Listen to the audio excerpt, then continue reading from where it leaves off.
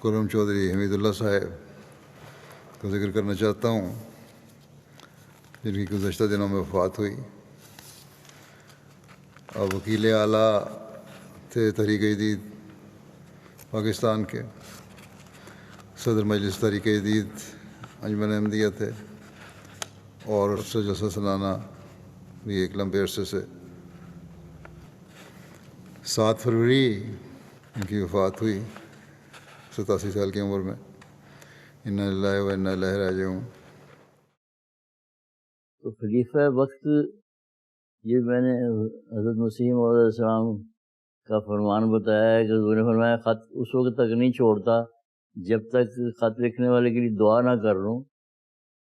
تو خلیفہ وقت کو ہمارا لکھنا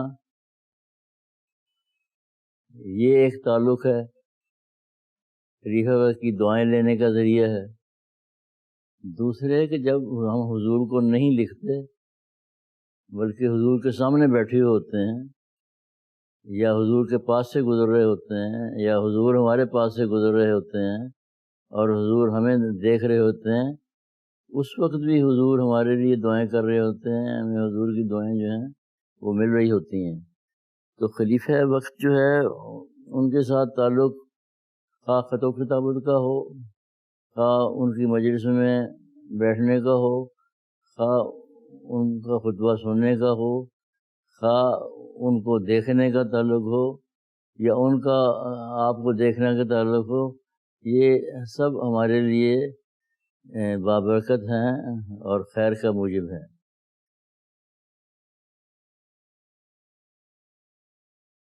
سیدنا حضرت خلیفۃ المسیح الثالث رحمہ اللہ نے خدام الاحمدیہ کی ایک تقریب کے دوران خطاب فرماتے ہوئے مکرم چودھری حمید اللہ صاحب کے اوصاف حمیدہ کا ان الفاظ میں ذکر فرمایا: مجھے خوشی ہوئی ہے کہ ایک لمبے عرصے کے بعد ایک ایسے مخلص اور بے نفس نوجوان صدر بنے ہیں جن کا جسمانی رشتہ حضرت مسیح موعود علیہ السلام سے نہیں، اور لیکن جو اللہ تعالیٰ کی توفیق سے اس ذمہ داری کو نبھانے کی اہلیت رکھتے ہیں۔ کسی بھی جماعت کے لیے وفا اور خلوص کے ساتھ خدمت بجا لانے والے پرانے کارکنان ایک قیمتی اثاثے کی حیثیت رکھتے ہیں۔ جماعت احمدیہ کو بھی اللہ تعالیٰ نے ایسے واقفین زندگی عطا کیے جو اپنی ساری زندگی سلسلہ الہیہ کی اشاعت اور سربلندی میں گزارتے ہوئے آسمان احمدیت کے درخشندہ ستارے بنتے رہے۔ انہی نایاب وجودوں میں ایک نام چودھری حمید اللہ ہے۔ عرصہ 66 سال سے سلسلے کی خدمت بجا لا رہے تھے۔ خلافت سے بے انتہا اخلاص و وفا کا تعلق رکھنے والے اور انتظامی امور کو باریک بینی سے دیکھنے والے انسان تھے۔ جو رولز اینڈ ریگولیشنز سے انجمن کے حضرت مسیح موعود علیہ السلام کی زندگی میں بنے تھے، جس پہ حضرت مسیح موعود علیہ السلام کی منظوری تھی، اس میں ایک بڑا اہم قاعدہ تھا۔ وہ قاعدہ یہ تھا کہ صدر انجمن احمدیہ کے تمام معاملات کے بارے میں حضرت مسیح موعود علیہ السلام کا حکم قطعی اور ناطق ہوگا۔ In all matters pertaining to Sadr Anjuman Ahmadiyya, the decision of the Promised Messiah alayhi salam shall be absolute and final. تو اس قاعدے کی روشنی میں آگے جماعت میں اب یہ قاعدہ بنا ہوا ہے کہ خلیفۃ المسیح کا حکم قطعی اور ناطق اور فائنل ہے تمام جماعتی معاملات میں۔ آپ نے بطور لیکچرار ریاضی تعلیم الاسلام ہائی اسکول، ناظر دارالضیافت، افسر جلسہ سالانہ، صدر مجلس خدام الاحمدیہ مرکزیہ، صدر مجلس انصار اللہ پاکستان، وکیل اعلیٰ و صدر مجلس تحریک جدید انجمن احمدیہ کے علاوہ دیگر اہم جماعتی منصبوں پر خدمت کی توفیق پائی۔ آپ گزشتہ 38 سال سے وکیل اعلیٰ تحریک جدید انجمن احمدیہ پاکستان کے طور پر خدمت کی توفیق پا رہے تھے۔ بعض دفعہ نصیحت کی بھی ضرورت نہیں ہوتی، عمل خاموشی سے نصیحت کر رہا ہوتا ہے. تو جو تعلیم ہے اسلام کی، حضرت مسیح موعود علیہ السلام کی، اس کی طرف توجہ بھی لائیں لیکن خود عمل کریں، تاکہ بہت سے لوگ سن کر، بہت سے لوگ آپ کا عملی نمونہ دیکھ کر ہدایت پائیں. آپ کے والد محترم بابو محمد بخش حضرت مسیح موعود علیہ السلام کی کتب کے مطالعہ کے بعد ایک خواب کے ذریعے حضرت خلیفۃ المسیح الثانی نور اللہ مرکزہ کے ہاتھ پر 1929 میں بیعت کر کے احمدیت میں شامل ہوئے. مخالفانہ حالات کی وجہ سے آپ کا گھرانہ 1932 میں قادیان منتقل ہو گیا. آپ کی پیدائش 4 مارچ 1934 کو قادیان میں ہوئی. جہاں تک میری ذات کا تعلق ہے، میری پیدائش قادیان میں ہوئی. قادیان ایک چھوٹا شہر تھا، اور جہاں حضرت خلیفۃ المسیح ثانی رضی اللہ تعالیٰ تشریف لے جاتے تھے، ہم بچے جو ہیں وہ پہنچ جاتے تھے. اور اگر بچپن کی وجہ سے باتوں کی سمجھ میں نہیں آتی تھی، کم سے کم حضور کو دیکھنے کا موقع ملتا تھا، یا حضور کو ہمیں دیکھنے کا موقع ملتا تھا، یا مصافحہ کرنے کا موقع ملتا تھا. آپ نے تعلیم الاسلام اسکول قادیان سے ابتدائی تعلیم حاصل کی. قادیان میں جو اسکول تھا وہ ہمارے گھر کے سامنے تھا، سڑک پار کرو تو آگے اسکول تھا. تو اسکول میں داخل ہوا، میرے خیال 5 سال کی عمر تھی. جن استاد نے داخل کیا ان کا نام بشیر احمد صاحب وینس مرحوم ہے. تقسیم ملک کے بعد وہ آباد ہو گئے تھے شد مردان میں. تو ان سے تعلیم حاصل کی. پھر ماسٹر محمد بخش صاحب سولنگی وہ بھی رفیق تھے. پھر ماسٹر حسن محمد صاحب مرحوم سے تعلیم حاصل کی. ماسٹر چراغ محمد صاحب سے تعلیم حاصل کی، یہ بھی رفیق تھے حضرت مسیح علیہ السلام کے. بہرحال قادیان میں تعلیم حاصل کرنے کا موقع ملا 8ویں تک. 1946 میں آپ نے حضرت مسلح موعود رضی اللہ عنہ کی تحریک پر اپنی زندگی کو اللہ کی راہ میں وقف کر دیا. حضور سے ملاقات کا ایک موقع اس طرح میسر آیا کہ اس زمانے میں مدرسہ احمدیہ میں داخلہ 8ویں جماعت کے بعد ہوتا تھا. 1947 میں نے 8ویں جماعت پاس کر لی. تو میری والدہ صاحبہ مجھے لے کر تو حضرت ام وسیم مرحومہ کے گھر لے گئیں، اور ان سے گزارش کی کہ اس نے مڈل پاس کر لی ہے. اور اس وقت مدرسہ احمدیہ داخلہ 8ویں کے پاس ہوتا تھا. تو حضرت صاحب سے یہ پوچھنا ہے کہ آیا اس کو مدرسہ احمدیہ میں داخل کریں یا اسکول میں اپنی تعلیم جاری رکھے. تو انہوں نے فرمایا کہ حضور مغرب کی نماز کا وقت ہونے والا ہے، حضور نے میرے گھر سے ہی گزر کے مسجد میں جانا ہے، تو آپ تشریف لائیں جب حضور تو پوچھ لیں. کہتے ہیں حضور تشریف لائے وہاں. حضور نے پگڑی کوٹ اتاری، وضو کیا، تولیہ سے خشک کیا، پھر پگڑی کوٹ پہنے. تو پھر میری والدہ صاحبہ نے مجھے حضور کی خدمت میں پیش کیا کہ اس کے 8ویں کر لیے تو آگے کیا کریں، اسکول میں جائے یا مدرسہ احمدیہ میں جائے. تو حضور نے فرمایا کہ اسکول میں تعلیم جو ہے وہ جاری رکھے. ربوہ آ کر سلسلہ تعلیم مزید جاری رکھا اور پنجاب یونیورسٹی لاہور سے ایم اے ریاضی مکمل کیا. آپ کو ڈاکٹر عبدالسلام جیسے عظیم ریاضی دان سے شرف تلمذ کا بھی موقع ملا.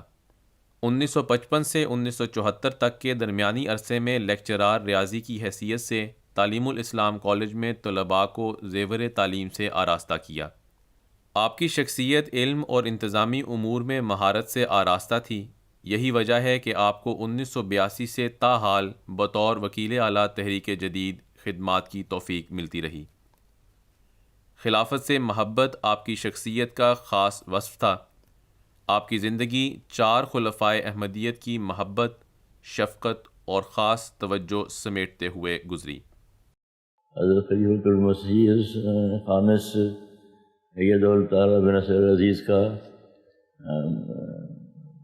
روز اول سے میرے ساتھ بڑا شفقت کا، محبت کا، احترام کا سلوک ہے۔ ایک اور چھوٹی سی شفقت، چھوٹی تو نہیں بڑی شفقت ہے، میں لندن گیا ہوا تھا تو حضور سے ملاقات کا وقت گیا تو لیا، تو جو باتیں پوچھنی تھی وہ پوچھ لیں، تو حضور نے اپنی دراز میں سے حضرت مسیح موعود علیہ السلام کی کنگھی جو ہے، جو حضور استعمال فرماتے تھے بالوں کے لیے، وہ مجھے نکال کے میرے ہاتھ میں دی۔ تو بہت بڑا تبرک تھا، اس کو دیکھنے کا موقع ملا، ہاتھ سے پکڑنے کا موقع ملا۔ یہ بھی ایک بہت بڑی شفقت ہے جو کم لوگوں کو ملتی ہے۔ میں وہاں موجود تھا، حضور کو خیال آیا ہوگا کہ اس کو حضرت مسیح موعود علیہ السلام کی کنگھی جو ہے وہ دکھا دیں۔ آپ کو زندگی میں ملنے والی سعادتوں میں سے سب سے بڑی سعادت مجلس انتخاب خلافت کا صدر ہونے کی صورت میں ملی۔ 99 میں مرزا خورشید احمد سے مرحوم اور خاک صاحب لندن گئے تھے حضور کی طبیعت کا حال پوچھنے کے لیے۔ کچھ ہمیں تھوڑی سی الجھن بھی تھی کہ حضور یہ نے پوچھے بغیر ایسے کہاں گئے ہو، یہ حضور نے پوچھا بلکہ اپنی بیماری کا حال وغیرہ بتایا۔ جب یہ قواعد، بہت سی کارروائی تھی ان کی، پہلے ڈرافٹنگ تھی، پھر جہاں ایک شورا ربے میں مقرر کرنی تھی، پھر اس شورا نے قواعد کو دیکھا، اس نے سب کو ریکمینڈ کیا، پھر حضرت صاحب نے اوکے کیا، پھر یہاں آیا کہ انجمن میں بطور ریزولوشن ریکارڈ ہو۔ تو جب ہم واپس آنے لگے تو حضور نے ایک بات فرمائی کہ الہی تقدیر آپ کو لے کے آئی ہے۔ دوسرے جب ہم گئے تو قواعد زیر غور تھے، تو حضور نے فرمایا کہ اللہ تعالیٰ نے مجھے بتایا کہ ابھی کچھ وقت باقی ہے۔ 99 میں حضور نے بتایا کہ اللہ تعالیٰ نے مجھے بتایا کہ ابھی کچھ وقت باقی ہے۔ حضور کی وفات اس کے 4 سال بعد ہوئی۔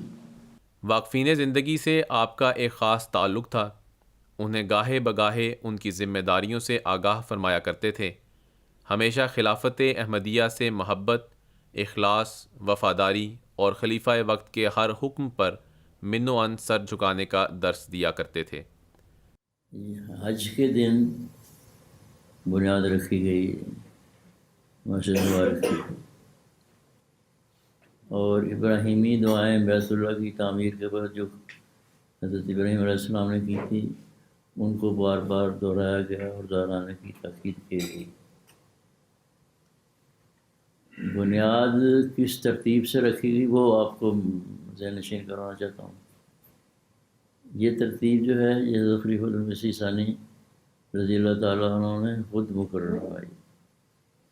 بنیاد میں حضور کھڑے ہوئے، اس کے بعد لائن جو تھی وہ بنیاد رکھنے میں شریک ہونے والی ہوئی تھی۔ تو حضور کے بعد خاندان حضرت مسیح علیہ السلام کے افراد تھے، اس کے بعد حضرت مسیح علیہ السلام کے صحابہ تھے، اس کے بعد واقفین زندگی تھے، اس کے بعد جماعت کے لوگ جو بھی آئے ہوئے تھے اس وقت وہ تھے، آخر پہ مستورات تھیں۔ تو جو کنکریٹ کی مکسنگ ہے وہ جب ہو جاتی تھی تو عورتیں اس کو پاس آن کرتی تھیں مردوں کو۔ تو جو جماعتوں کے افراد تھے ان کے پاس وہ مکسچر آتی تھی تگاری میں، اس کے بعد واقفین زندگی کے پاس آتی تھی، اس کے بعد صحابہ کے پاس آتی تھی، اس کے بعد خاندان حضرت مسیح علیہ السلام کے افراد کے پاس تھی، وہ پھر آگے حضرت صاحب کو دیتے تھے، وہ بنیاد میں ڈالتے تھے۔ اس میں جو بات میں آپ کے پوائنٹ آؤٹ کرنا چاہتا ہوں وہ یہ ہے کہ حضور نے واقفین کو صحابہ کے بعد کھڑا کیا۔ تو واقفین کا جو مقام ہے وہ ان کو بتایا کہ ساری جماعت جو ہے وہ ادھر پیچھے کھڑی ہے، تم صحابہ کے قائم مقام ہو، اس کو یاد رکھنا ہے. آپ ایک نفیس طبیعت، شریف النفس ہستی، خاموش طبع لیکن نہایت محنت اور جاں فشانی اور باریک بینی سے مفوضہ امور بجا لانے والے واقف زندگی تھے. اللہم نور مرقدہ وادخلہ فی اعلیٰ علیین. ان کے ساتھ میں نے کام بھی کیا ہے اور بڑے نرم انداز میں سکھایا بھی کرتے تھے یہ کام. پھر جب ناظر اعلیٰ بنا ہوں تو اس وقت بھی ہمیں مقامی تو اس وقت بالکل ان کا اور رویہ ہو گیا. نہایت اطاعت کے ساتھ انہوں نے وہ وقت بھی گزارا اور خلافت کے ساتھ تو پھر انتہائی وفاداری کے ساتھ ایک احمدی کی حیثیت سے، ایک کارکن کی حیثیت سے، بیعت کا حق ادا کرنے والے کی حیثیت سے اپنے تمام حق ادا کیے. خلیفہ وقت کی ہر آواز کو اور ہر حکم کو بڑی سنجیدگی سے لیا اور حرفاً لفظاً نہیں بلکہ حرفاً اس پر عمل کیا. کبھی کوئی تعویلیں نہیں دیں کہ اس کی یہ تعویل ہوتی ہے، یہ تعویل ہوتی ہے. جامعہ جونیئر سیکشن جو تھا علیحدہ ایک عمارت تھی. ایک زمانے میں نے ان کو کہا کہ اس کو میرا خیال ہے کہ زائد خرچہ ہے، اس کو ضرورت بھی نہیں، اب مدغم کر دیا جائے بڑے جامعہ میں سینئر سیکشن میں. تو اس کو وقت ان کی کچھ ریزرویشن تھیں، کچھ اور بزرگوں کی بھی تھیں. میں نے رائے مانگی تھی تو انہوں نے اپنی رائے دی کہ نہیں ہونا چاہیے. لیکن جب بعد میں نے فیصلہ کر دیا تو بغیر کسی چون چرا کے فوری طور پر اسی وقت عمل درآمد کروا کے، میرا خیال تھا چند دن لگیں گے، 24 گھنٹے کے اندر اندر اس پر عمل درآمد کروا کے مجھے رپورٹ بھی دے دی کہ یہ سب کچھ ہو گیا. اللہ تعالیٰ ان کے درجات بلند فرمائے اور خلافت کو ان جیسے سلطان نصیر ملتے رہیں.